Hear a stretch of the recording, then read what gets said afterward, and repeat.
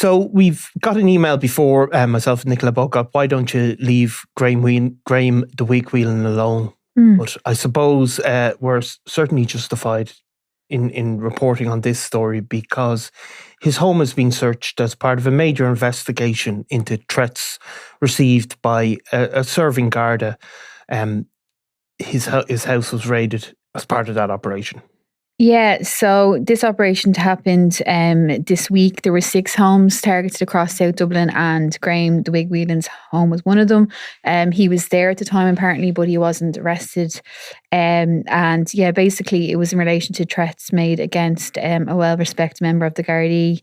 There was another guy named Nathan Foley who was served time in relation to a feud murder. He was also, his home related to him was also searched, but I suppose the main person and the people that will know the most is Graham The Wig Whelan because of his history and obviously because what's been said about him in recent times as well. Yeah, because I mean it's not just in recent times. Graham Whelan has been in the media for over 20 years at this stage, and he was first reported on when he was just in his teenage years, when he was one of 3 men arrested at the scene of a major cocaine bust.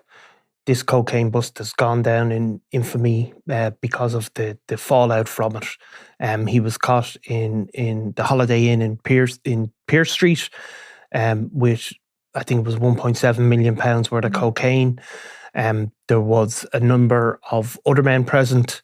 Graham Whelan ultimately, I think, got a 6-year sentence. But that drug seizure and the fallout and the blame, that sparked the Crumlin Drimnagh feud. Yeah, and it kind of led to the tensions created there that led to the murder of Declan Gavin, obviously, the stab to death of Declan Gavin. And Graham The Wig Whelan, I suppose he had boasted that he could serve the time in his head, couldn't need the time in prison. He served, I think it was 6 years in the end. And he's obviously was a pal of David Byrne, who was shot dead in the Regency. But since he's been released from prison, he hasn't kind of kept himself clean, really, despite the correspondence that you and Nicola got. He was jailed then for money laundering. He got a much less sentence. I think it was just over a year, but he was caught in a hotel he was convicted in 2021. I think it was around 2019 that the offence happened, but he was caught with a load of cash and high-end watches. And I suppose we heard a bit about his personal life then when he was jailed in 2021, because it was told how, he'd taken part in drug and alcohol rehabilitation courses, how the mother of his children had died, and he was the carer for his 4 children who were quite young at the time. But the judge also pointed out that he made colourful comments to the Gardaí when he was arrested with the cash, including that they could shove it up their Swiss rolls. So he did get a jail sentence at that time, and then obviously he's kind of come to prominence since his release then because of who was visiting him during his prison. Because, I mean, Graham Whelan was certainly a very significant player in organised crime in Dublin through those middle years where he'd spent a lot of time living in Birmingham. He had been targeted as part of the Crumlin Drimnagh feud. He was part of the faction that sided with Fat Freddy against the Ratigan crew. But he'd been taken in really as, he was part of that Burn organised crime gang. And he lived in Birmingham where he'd been very close to Thomas Bomber Kavanagh, had been regarded as a very senior operative through the mid-2010s. Ultimately, he'd been kind of sent back to Ireland as the feud, escalated, the Hutch Kinahan feud, to take a kind of a management role.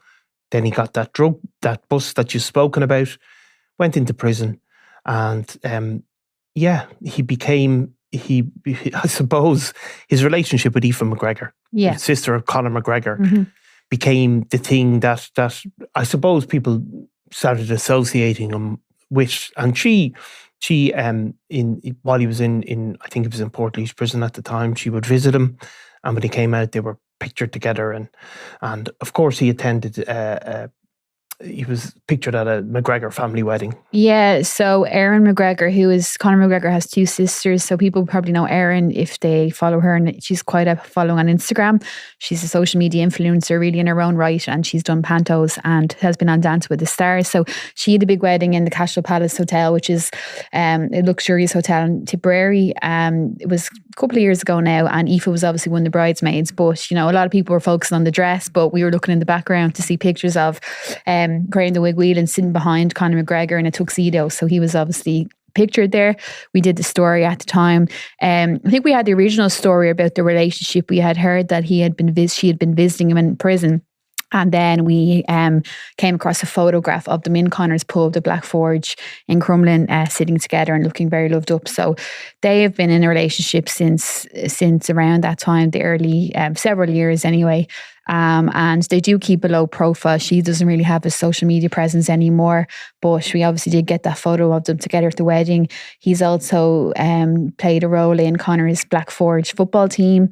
I think he was playing at the time when there was a charity donation to was it a homeless charity, and he handed over a check, and they later said they didn't know who he was, and then he's since gone on to manage the team, I think. So there's close connections there with the and he's been with Conor constantly. When Conor went to visit Ibiza, and in just this summer, Graham The Wig Whelan was there with him the whole time. So his connections are very close to the McGregors, have been very prominent, and of course his Aoife or any of the McGregors are not suspected of any involvement in any of the crime that he's suspected of involvement with, but he has definitely kept a low profile. However, he did also appear in the Sunday World recently because of a row in a tanning salon. So he hasn't, because obviously he, in his last court appearance, he spoke about moving away from criminality and taking up a new life. But he did seem to veer into something a bit sketchy, at least it was reported. Yeah, because we had that original story. So the salon, which I believe is a Bridgefoot Street in the south inner city, that was registered in the name of Aoife McGregor and Graham The Wig Whelan's father. So we had that original story about the tanning business, and then Ken Foy, our colleague in the Irish Independent, then had a subsequent story about how it had been broken into and a sum of cash had been taken. I don't think it was, the armed robbery of the century in terms of what was behind it, but there then we had heard, Kenan wrote that Gardaí were concerned that basically there was Graham The Wig Whelan was going around looking for a certain person he believed was responsible for this break-in, and that there had been sort of alerts to Gardaí about it to be on the lookout. So that was a quite recent times as well. So he has been, I mean, you're talking, look, it certainly wasn't an armed robbery. It's more a case of a local addict grabbing a few quid. 100%, yeah. So this is obviously, but this investigation that he's been caught up in now is of a much more serious nature. Yeah. And it is true that the home was searched, but no charges were brought, and he wasn't arrested. But we do know one of the other people named as part of that investigation, his home was also searched, is a guy called Nathan Foley. Nathan Foley would be a young man who ended up in prison as a result of the murder of Daithí Douglas. Yeah, so Daithí Douglas, he was murdered outside. His murder actually took place on Bridgefoot Street, outside his wife's shoe shop in 2016. And this would have been at the height of the Kinahan Hutch gangland feud. So Daithí Douglas was shot dead, and then there was several people convicted of the murder, but Nathan Foley was convicted of a role, so he was believed to have been one of the drivers. He's only 27, so he's still quite young, and he's since so he served time for that. He was described in court as kind of a ghillie, as a lower member of the gang, and under the control of more senior members who've been linked to the Kinahan cartel. But he was described as kind of an underling, but his home is one of those searched, and I suppose he has continued to have involvement in crime, as so Garda believe, since his release. Yeah, so it's a very serious investigation, and we'll probably come back to this over the next few days and see how it's developed. And there have been an escalation against of threats that Gardaí are suffering, and it is something that has to be taken very, very seriously. 100%. And I suppose we have, like, that's been kind of a big point of Robin Schiller's article. He broke this story, and sources have said that they went in, they actually had the ERU, the Emergency Response Unit backup Gardaí, when they searched Graham The Wig Whelan's home because of his links to crime and his serious links to crime.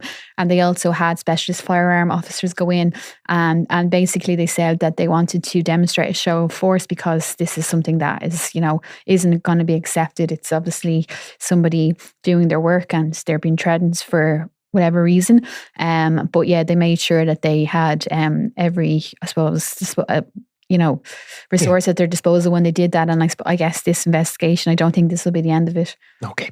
Well, we'll come back to it again. And thanks, Eimear. Thanks, Niall. I'm Nicola Tallant, and you're watching Crime World, a podcast about criminals, drugs and the underworld in Ireland and across the globe. Make sure you subscribe to our channel and turn on notifications so you can be the first to watch all our latest episodes. You can also listen wherever you get your podcasts.